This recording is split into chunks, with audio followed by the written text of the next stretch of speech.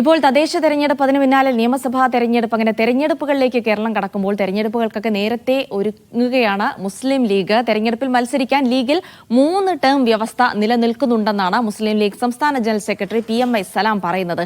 കഴിഞ്ഞ തദ്ദേശ തെരഞ്ഞെടുപ്പിൽ ടേം വ്യവസ്ഥ നടപ്പാക്കിയത് ഗുണം ചെയ്തു. വരാനിരിക്കുന്ന തദ്ദേശ തെരഞ്ഞെടുപ്പിൽ ടേം വ്യവസ്ഥ നടപ്പാക്കുന്നത് നേതൃയോഗം ചേർന്ന് തീരുമാനിക്കും. തെരഞ്ഞെടുപ്പിന് ലീഗ് ഒരുങ്ങിയെന്നും PMI സലാം മീഡിയ വണ്ണിനോട് പറഞ്ഞു. Media one exclusive. മുസ്ലിം ലീഗിന്റെ സംസ്ഥാന ജനറൽ സെക്രട്ടറി PMI സലാം ഇപ്പോൾ മീഡിയ വണ്ണിനോടൊപ്പം ചേരുന്നു. തദ്ദേശ സ്വയംഭരണ സ്ഥാപനങ്ങളിലെ തെരഞ്ഞെടുപ്പിന് ഇനി മാസങ്ങൾ മാത്രമാണ് ബാക്കിയുള്ളത്. ലീഗ് ഒരുക്കം തുടങ്ങിയോ? എങ്ങനെയാണ് ഈ മുന്നൊരുക്കം മുന്നോട്ട് പോകുന്നത്? തെരഞ്ഞെടുപ്പുകൾ മുസ്ലിം ലീഗ് വളരെ നേരത്തെ ഒരുക്കങ്ങൾ ആരംഭിക്കാറുണ്ട്. എല്ലാ തെരഞ്ഞെടുപ്പുകളിലും ഒരുപക്ഷെ കേരളത്തിൽ ആദ്യം അതിൻ്റെ മുന്നൊരുക്കങ്ങൾ ആരംഭിക്കാറ് മുസ്ലിം ലീഗാണ്. തദ്ദേശ സ്വയംഭരണ തെരഞ്ഞെടുപ്പിനെ നേരിടാൻ ഞങ്ങൾ എല്ലാ ജില്ലകളിലും മണ്ഡലം തലത്തിലും അതിനുശേഷം പഞ്ചായത്ത് മുനിസിപ്പൽ തലത്തിലും അത് കഴിഞ്ഞ് വാർഡ് തലത്തിലുമുള്ള ഒരുക്കങ്ങൾ ആരംഭിച്ചു കഴിഞ്ഞു. എല്ലാ ജില്ലകളിലും ഓരോ വാർഡുകളിലും പ്രത്യേക കേഡർമാരെ നിശ്ചയിച്ച് അവർക്ക് ഉത്തരവാദിത്തങ്ങൾ ഡ്യൂട്ടികൾ കൊടുത്തു തുടങ്ങി. ഈ പറഞ്ഞതുപോലെ യുവാക്കൾക്കടക്കം പ്രാതിനിധ്യം നൽകും നേരത്തെ തന്നെ തീരുമാനമുണ്ട്. അത്തരം തീരുമാനങ്ങൾ ഈ തദ്ദേശ തെരഞ്ഞെടുപ്പ് നടപ്പിലാക്കും. തീർച്ചയായും തെരഞ്ഞെടുപ്പിനെ നേരിടുമ്പോൾ പുതിയ തലമുറക്ക് അവസരങ്ങൾ ലഭിക്കുമാറുള്ള തീരുമാനങ്ങൾ പണ്ട് കാലങ്ങളിൽ മുസ്ലിം ലീഗ് എടുത്തിട്ടുണ്ട്.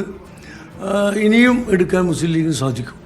ഏറ്റവും പ്രധാനപ്പെട്ട കാര്യം മുസ്ലിം ലീഗ് നേരത്തെ തന്നെ ആലോചിച്ച് കഴിഞ്ഞ തെരഞ്ഞെടുപ്പിലെല്ലാം നടപ്പാക്കാൻ ശ്രമിച്ച ഒരു കാര്യമാണ് ഈ ടേം വ്യവസ്ഥ. 3 തവണ മത്സരിച്ച് വിജയിച്ചവർ ഇനി മത്സരിക്കേണ്ടതില്ല, പുതിയ ആളുകൾക്ക് അവസരം കൊടുക്കുക. ആ തീരുമാനം ഇത്തവണ നടപ്പിലാവുമോ ഈ തദ്ദേശ തെരഞ്ഞെടുപ്പിൽ? കഴിഞ്ഞ തവണ ആദരണീയനായ ശ്രീ ഹൈദരലി ശിഹാബ് തങ്ങൾ പ്രസിഡൻ്റായിരിക്കുമ്പോഴാണ് കഴിഞ്ഞ തവണ തദ്ദേശ സ്വയംഭരണ സ്ഥാപനങ്ങളിലേക്കുള്ള തെരഞ്ഞെടുപ്പിൻ്റെ മുന്നോടിയായി അത്തരമൊരു തീരുമാനമെടുത്തത്. ആ തീരുമാനം ഇപ്പോൾ നിലവിലുണ്ട്. അതിൽ ഭേദഗതി വരുത്തണമോ, തുടർന്നും ആ തീരുമാനങ്ങളുമായി മുന്നോട്ട് പോകണമോ എന്ന് തീരുമാനിക്കേണ്ടത് പാർട്ടിയാണ്. പാർട്ടിയുടെ യോഗത്തിൽ അത് സംബന്ധിച്ച ചർച്ചകളുണ്ടാവും. ആ ചർച്ചകളെ തുടർന്ന് തീരുമാനം ഉണ്ടാവും. ആ തീരുമാനങ്ങൾ ബഹുമാനപ്പെട്ട തങ്ങളവർകൾ പ്രഖ്യാപിക്കും. ഈ തീരുമാനം നേരത്തെ തന്നെ നടപ്പിലാക്കാൻ ശ്രമിച്ച് പരാജയപ്പെട്ടതാണ്. ഇത്തവണ അത് നടപ്പിലാക്കണമെന്ന് പൊതുവികാരമുണ്ട് എന്നാണ് ലീഗ് നേതൃത്വം നേരത്തെ ഇത് ഔദ്യോഗികമായ തീരുമാനം ആയിട്ട് തന്നെ പ്രഖ്യാപിച്ചിരുന്നു ലീഗിൻ്റെ കർമ്മ പരിപാടിയിൽ. ആ നിലയ്ക്ക് പുതിയ ആളുകൾക്ക് അവസരം ലഭിക്കണമെങ്കിൽ നേരത്തെ മത്സരിച്ച് വിജയിച്ചവർ മാറി നിൽക്കേണ്ട ഒരു സ്ഥിതി കൂടിയില്ലേ? പ്രഖ്യാപിച്ച് പരാജയപ്പെട്ടെന്ന് പറയാൻ കഴിയില്ല. നല്ല വിജയമായിരുന്നു. പുതിയ ഒരുപാട് ആളുകളെ ഈ മേഖലയിലേക്ക് കൊണ്ടുവരാൻ കഴിഞ്ഞു. അവരുടെ കഴിവും പ്രാവീണ്യമൊക്കെ ഈ മേഖലയിൽ തെളിയിക്കപ്പെടാൻ സാധിച്ചു. അപൂർവം ചില പഞ്ചായത്തുകളിൽ ഭരണപരിചയമില്ലാത്ത ആളുകൾ വന്നതുകൊണ്ടുള്ള പ്രയാസങ്ങൾ ഉണ്ടായിട്ടുണ്ട്. എന്നാൽ മൊത്തത്തിൽ നോക്കുമ്പോൾ ഈ 3 ടേം നിബന്ധന വെച്ചപ്പോൾ അതുകൊണ്ട് ആണ് ഉണ്ടായിട്ടുള്ളത്. അതൊക്കെ വിലയിരുത്തിയിട്ടാണ് പുതിയ തെരഞ്ഞെടുപ്പിന് മുമ്പായി അത് സംബന്ധിച്ച് പാർട്ടി തീരുമാനം എടുക്കുക. ഇപ്പോൾ ഔദ്യോഗികമായിട്ട് പാർട്ടി യോഗം ചേർന്ന് തദ്ദേശ തെരഞ്ഞെടുപ്പിൽ അത്തരമൊരു തീരുമാനം നടപ്പിലാക്കുകയാണെങ്കിൽ, അങ്ങനെ തീരുമാനം എടുക്കുകയാണെങ്കിൽ നിയമസഭാ തെരഞ്ഞെടുപ്പിലും ഈ തീരുമാനവുമായി മുന്നോട്ട് പോകുമോ? അങ്ങനെ ആലോചിക്കുമോ? അല്ല, രണ്ടും വ്യത്യസ്തമാണ്.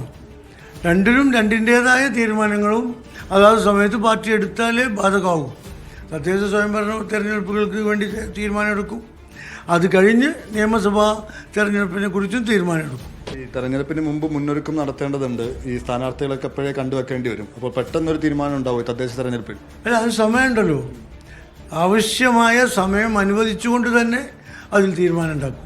ക്യാമറ പേഴ്സൺ ജിഷ്ണു മീനങ്ങാടിക്കൊപ്പം ഷബീർ ഉമർ, മീഡിയ വൺ, കോഴിക്കോട്.